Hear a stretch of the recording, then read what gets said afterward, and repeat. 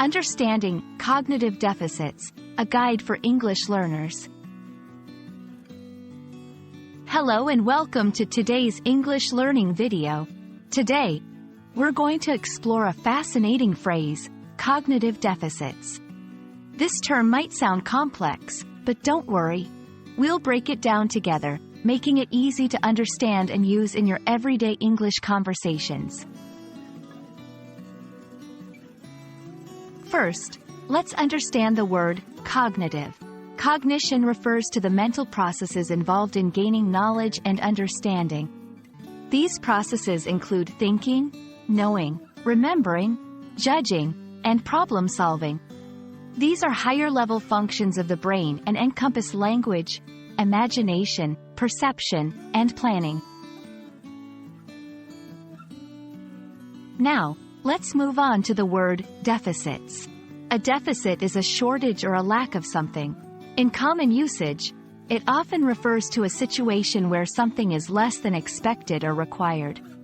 In finance, for example, a deficit occurs when expenses exceed revenues, imports exceed exports, or liabilities exceed assets. When we combine these two terms, cognitive deficits refer to a situation where a person's cognitive abilities are less than what would be normally expected. This can include difficulties in processing information, memory issues, attention problems, and challenges in reasoning or problem-solving. Cognitive deficits can be due to various reasons like mental health issues, brain injuries, or developmental disorders. Let's see some examples of how this phrase might be used. 1. After the accident, John has been experiencing cognitive deficits, particularly with his short-term memory. 2. Learning disabilities in children can sometimes be associated with cognitive deficits in areas like reading and math. These examples help us understand how the phrase is used in context, relating to issues with mental processes.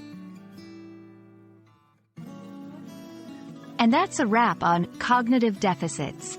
I hope this video helps clarify this term and adds to your English vocabulary. Remember, language learning is a journey, and you're doing great. If you found this video helpful, don't forget to like, share, and subscribe for more. Happy learning, and see you in the next video.